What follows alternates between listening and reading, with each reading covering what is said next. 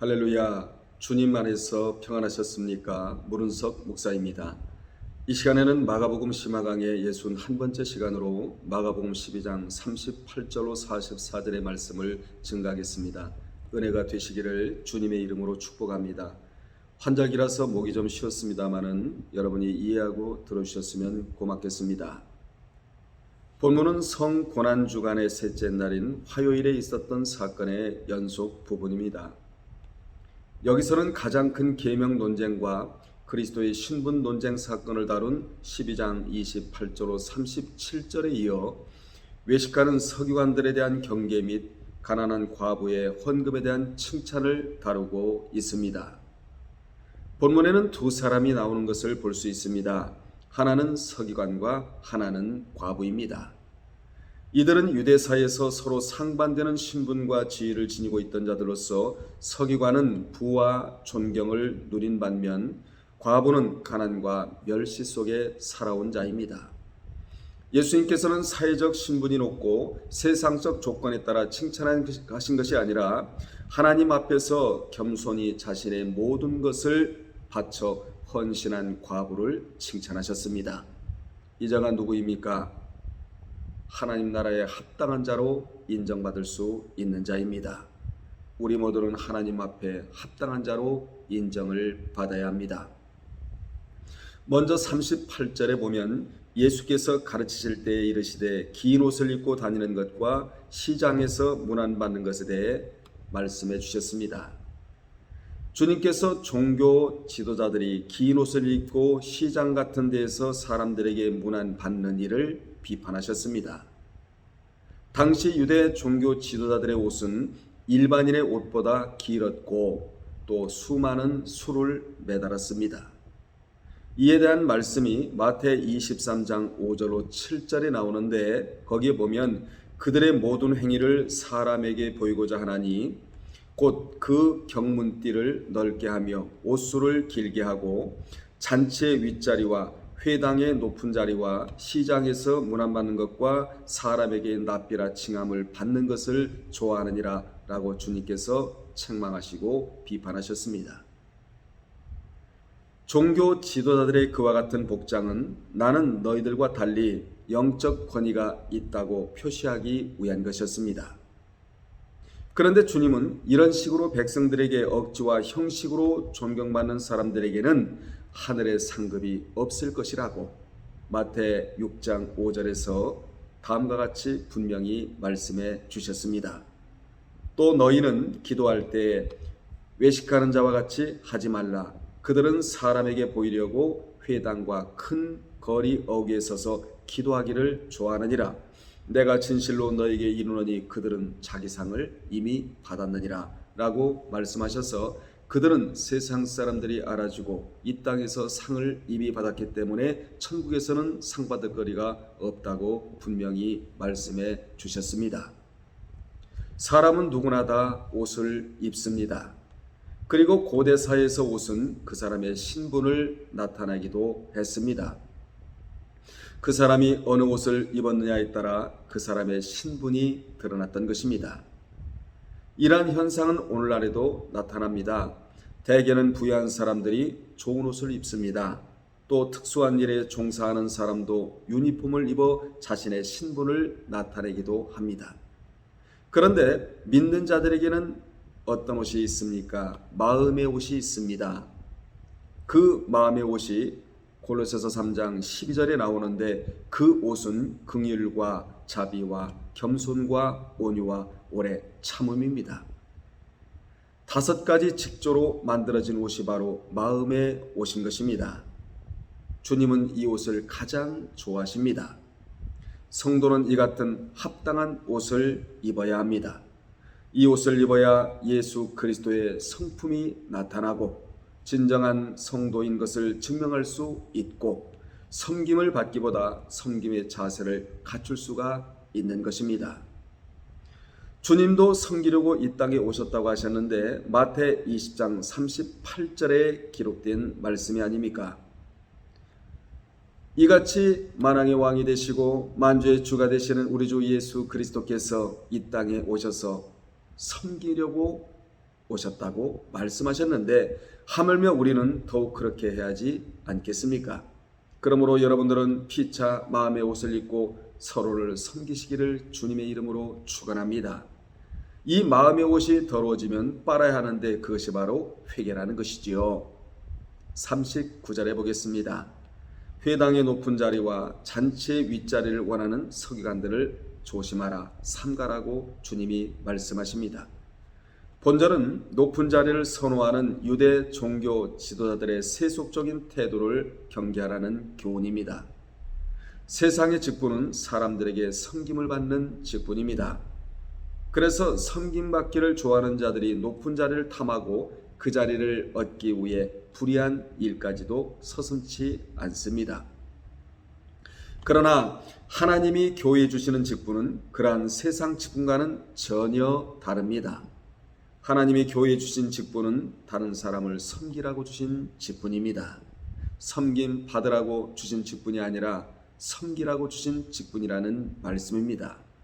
그런데 이 사실을 망각하고 교회에서도 직분을 이용해 섬김을 받으려는 사람이 적지 않습니다. 우리 모두는 위로는 하나님을 섬기고 땅으로는 이웃을 섬기는 여러분들이 되어야 할 것입니다. 여기에 저도 물론 포함이 되지만 말입니다. 믿는 자들이 자주 빠지기 쉬운 욕망 중에 첫째, 명성 얻기를 원하는 욕망이 있습니다.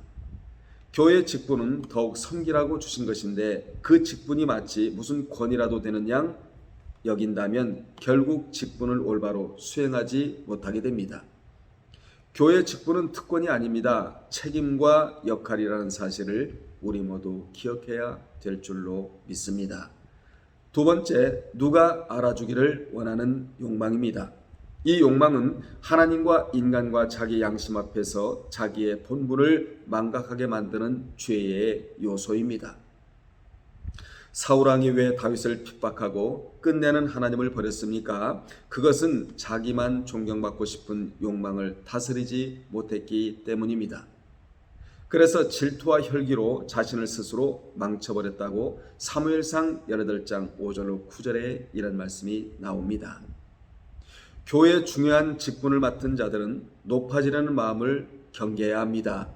우리는 바울처럼 때마다 자기를 쳐서 성령께서 나를 쓰실 수 있도록 자기의 육성을 쳐서 주의 말씀에 복종시켜 놓아야 합니다.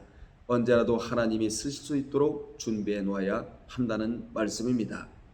교만한 마음, 세속적인 욕망이 고개를 들 때마다 주님의 말씀으로 자신을 쳐야 한다는 것입니다.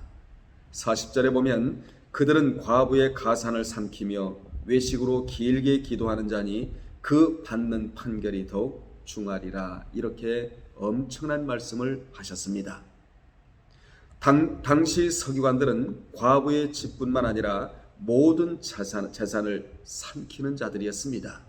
이 자들이 어떤 자였습니까? 종교 지도자들이었다는 것입니다. 가부장사였던 유대사에서 가장을 여인 과부는 고아들과 마찬가지로 경제력을 잃어버린 대표적 부류로서 사회적으로 가장 보호받고 보살핌을 받아야 할 대상으로 규정하고 있습니다. 이 자들이 어떤 자입니까? 사회적 약자입니다. 과부, 고아, 소경 이런 자들은 사회적 약자인 거로 약자에 대해서 배려하라고 성경은 말씀하고 있음에도 불구하고 그들의 자산을 삼켰다는 것입니다. 출애굽기 22장 21절과 신명기 24장 17절에 보면 이들은 바로 사회적으로 보호받아야 할 약자라고 말씀해주고 있습니다. 그럼에도 불구하고 가장 율법을 신실히 지키고 남들보다 앞장서 그들의 권익을 보호하며 도와줘야 할 율법 교사인 서기관들이 그러한 과부들의 가산을 강제적으로 또는 교묘하게 착복했다는 것은 지극히 반율법적 행위이며 도저히 용서될 수 없는 악행이 아닐 수가 없습니다.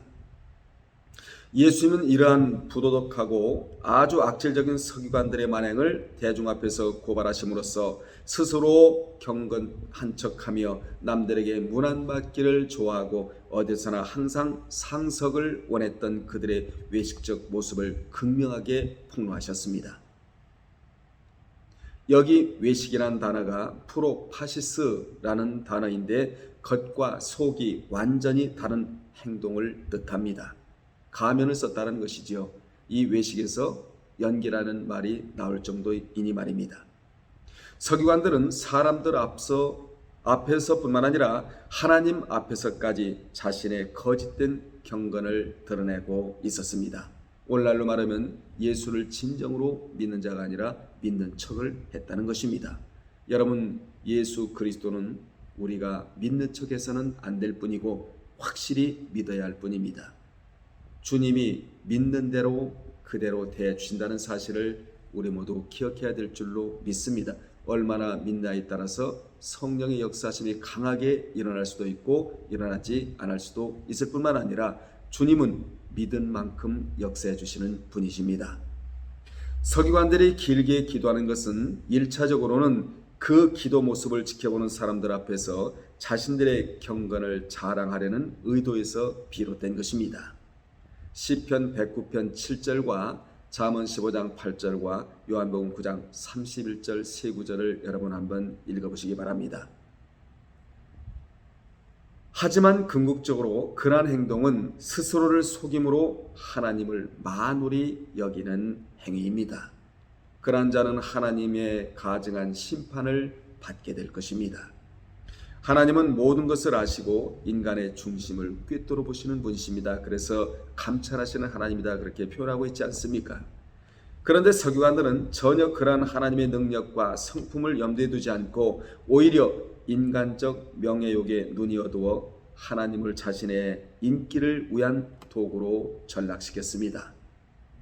하나님의 율법을 보존하고 가르치는 그들이 어찌 이러한 일을 할 수 있단 말입니까? 오늘날에도 자신의 인기나 명예를 위해 세상적 욕심을 채우기 위해 하나님을 이용하는 행위 이단자들이 얼마나 많습니까? 자기의 육신의 영달을 위해서 육신을 위해서 하나님을 이용의 도구로 삼는 자들이 얼마나 많은지 모릅니다. 여러분, 우리가 명심해야 할 것은 하나님은 절대로 인간에게 이용당하지 않는다는 것입니다. 이런 것을 모르면 하나님을 이용해서 물질을 착취하고 또한 여러 가지로 착취하고자 하는 자들이 얼마나 많이 있습니까? 이 자들이 현대판 종교 지도자들인 것입니다. 이 자들이 바로 행위 이단자들인데 디도서 1장 16절에 보면 그들이 입으로는 하나님을 시인하나 행위로는 부인하니 가증한 자요 복종하지 아니한 자요 모든 선한 일을 버리는 자니라.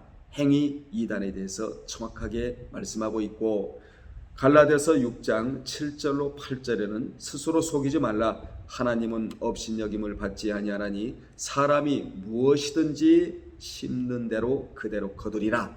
자기의 육체를 위해 심는 자는 육체로부터 썩어질 것을 거두고 성령을 위하여 심는 자는 성령으로부터 영생을 거둔다고 분명히 말씀해 주셨습니다.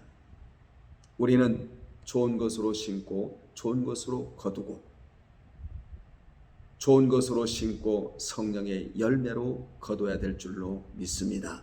41절에 보면 예수께서 헌금함을 대하여 앉으사 무리가 어떻게 헌금함에 돈 넣는가를 보실새 여러 부자는 많이 넣는다고 말씀하십니다. 본절부터 44절까지는 예수께서 성전에서 헌물을 바치는 자들의 태도를 자세히 관찰하시고 가난한 과부의 헌금을 칭찬하시는 내용입니다. 병행 구절이 누가복음 21장 1절로 4절에도 나옵니다.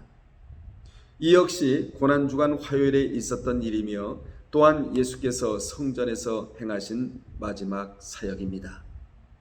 당시 헌금함은 성전 안 여인의 뜰이라고 불리는 곳에 있었습니다.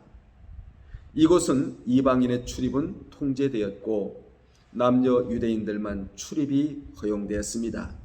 그리고 이곳에는 여인들의 뜰을 구별하는 남자들의 뜰과 이방인의 뜰 사이 벽을 따라 일렬로 놋쇠로 된 나팔 모양의 헌금함이 13개나 놓여 있었습니다. 이 가운데 9개는 성전 세나 희생 제물 대신 바치는 헌금을 넣는 궤였고 4개는 성전의 수선과 장식을 위한 헌금을 넣는 궤였습니다. 당시 부자들은 서로 경쟁이라 하듯이 많은 헌금을 넣었지만 그들은 인간적인 과시에 의해 헌금을 했던 것입니다. 그들은 자신이 부자임을 드러나기 위해 많은 헌금을 계속해서 연복에 집어 넣었던 것입니다. 나는 이렇게 부자라 이것을 사람들에게 보이려고 했던 것이지요. 이것이 바로 무엇입니까? 외식하는 행위였던 것입니다. 그들은 무엇을 모르고 있었습니까? 하나님은 예물을 받으시기 전에 예물 드리는 자의 마음부터 받으신다는 사실을 모르고 이같이 헌금을 했던 것입니다. 이런 헌금은 하나님이 받지 않습니다. 성령께서 주신 첫 마음, 이 마음으로 하나님 앞에 정성껏 예물 드리는 자의 그 마음부터 받으시고 그 다음에 예물을 받으시는 것입니다. 42절에 보겠습니다. 한 가난한 과부는 와서 2렙돈 곧 한 고스란트를 넣는다고 말씀해 주셨는데, 렙돈은 당시 팔레스틴에서 통용되던 화폐 중 가장 작은 화폐 단위였습니다. 이는 로마의 가장 작은 화폐 단위인 고스란트의 2분의 1 가치를 지녔으며, 한 고스란트는 참새 2마리의 가격에 해당되는 아사리온의 4분의 1 가치를 지니고 있었습니다. 따라서 2렙돈 곧 한 고스란트란 말은 그 가난한 과부의 헌금이 얼마나 보잘것없고 적은 액수였는가를 보여주는 말입니다. 부자들의 많은 헌금과 비교하면 그 액수는 더욱더 초라해집니다. 인간적으로 그 과부는 그러한 헌금 액수에 대해 매우 창피했을지도 모릅니다. 부자들은 많은 헌금을 계속해서 넣었지만 과부는 한순간의 동작으로 헌금을 연복회에 넣고 마감을 했던 것입니다.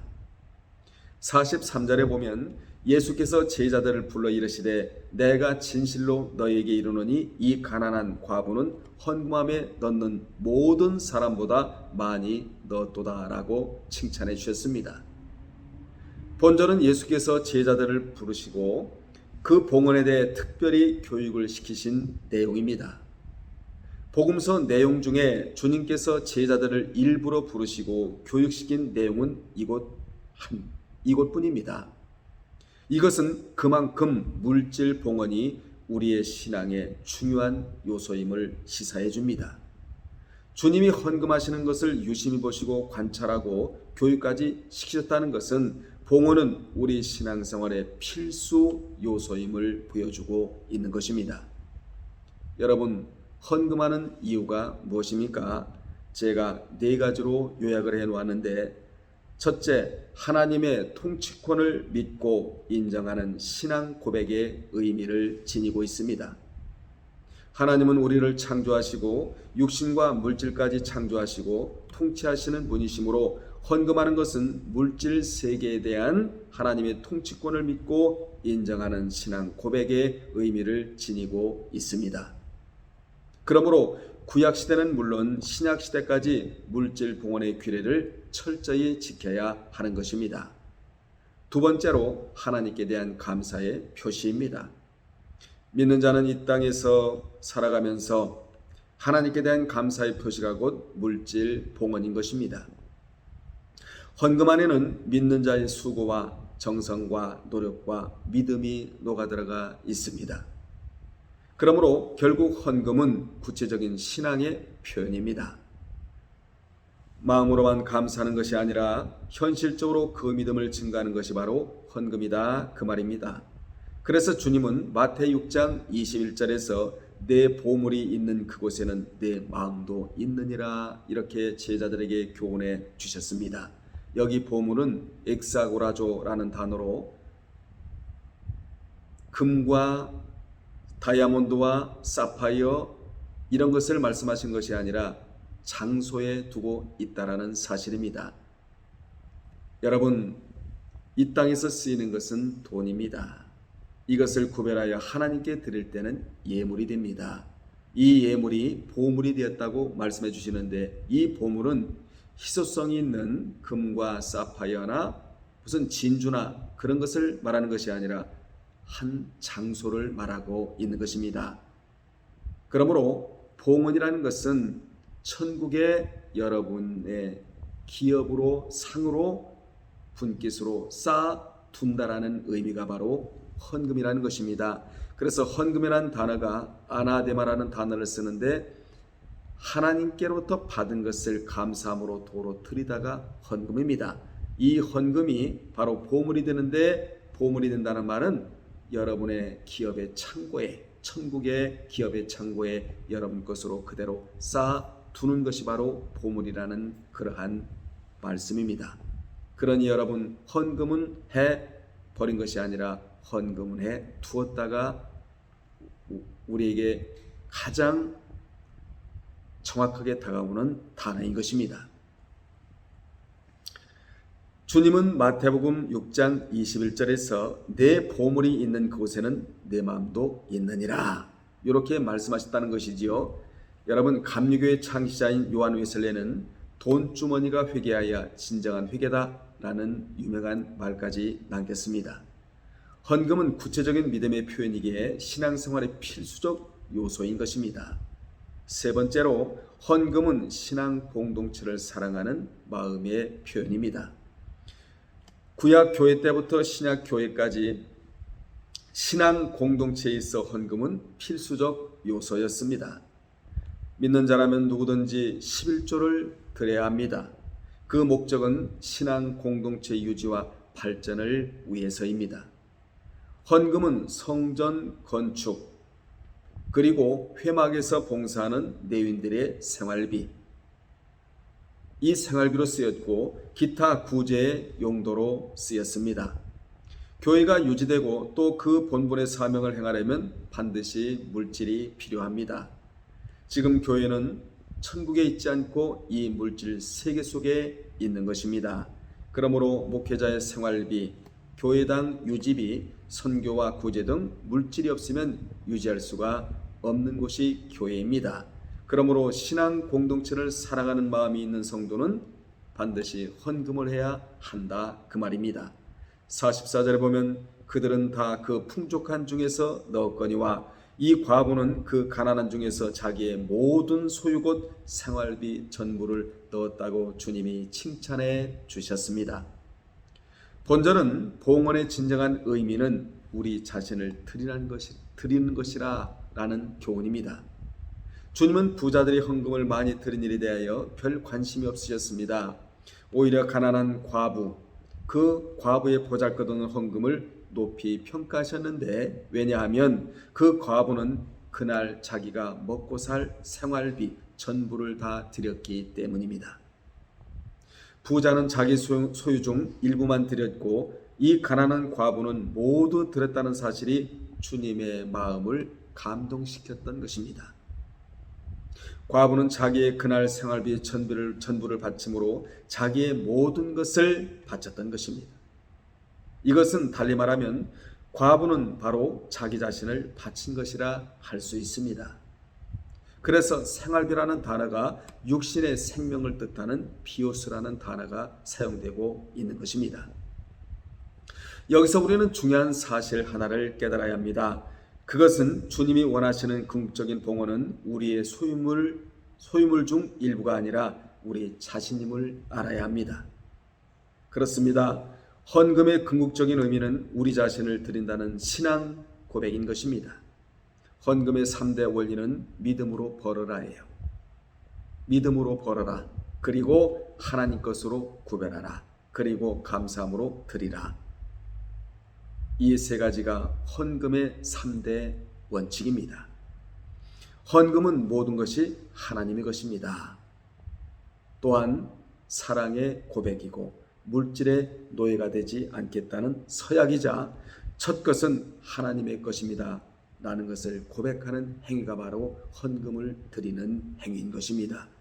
이같이 헌금은 우리 자신을 먼저 드리는 것이기에 바울은 로마서 12장 1절에서 형제들아 내가 하나님의 모든 자비하심으로 너희를 권하노니 너희 몸을 하나님이 기뻐하시는 산제사로 드리라고 분명히 말해주고 있습니다. 죄송합니다. 진정 주님이 원하시는 것은 돈이 아닙니다. 우리의 마음과 몸, 즉 우리 자신을 원하시는 것입니다. 그러므로 우리는 하나님께 우리의 몸과 마음을 온전히 드리기에 힘써야 합니다. 돈의 일부를 드렸다고 자기 할 일을 다 했다고 생각할 것이 아니라 자신의 마음과 몸을 주님께 온전히 드리기를 힘써야 합니다. 결론 내리겠습니다. 본문에는 두 부류의 사람이 등장합니다. 하나는 유대 종교 지도자들인 서기관이며 하나는 가난한 과부입니다. 그런데 서기관들은 주님께 책망과 심판의 경고를 들은 반면 가난한 과부는 주님께 칭찬을 받았습니다. 그렇다면 무엇이 이러한 결과를 낳았습니까? 그것은 다름 아닌 마음의 태도였습니다. 가난한 과부는 마음이 잘 되어 있는 자였고 서기관들은 마음이 잘 되어 있지 않은 자였습니다. 서기관들은 종교 지도자들이었으면서도 외식과 교만한 마음을 품었던 반면 가난한 과부는 하나님께 대한 진실한 마음이 있었던 것입니다. 그렇다면 우리는 어떤 마음을 품고 살아야 하겠습니까? 혹 서기관의 마음은 아닙니까? 아니면 과부의 마음입니까? 우리는 과부의 마음을 품고 살아야 합니다. 그래야 주님께 인정과 칭찬을 듣는 자들이 되는 것입니다. 저와 여러분은 서기관들의 잘못된 마음을 품고 살아서는 안 되고 가난한 과부의 마음을 품고 하나님을 대하고 예수님을 대하고 성령님을 대할 때 그분으로부터 칭찬과 존귀는 물론 천국에 가서 상을 받는 자들로 등장할 줄로 믿습니다. 다음에 또 전해드리겠습니다. 주님 안에서 평안하십시오. 할렐루야.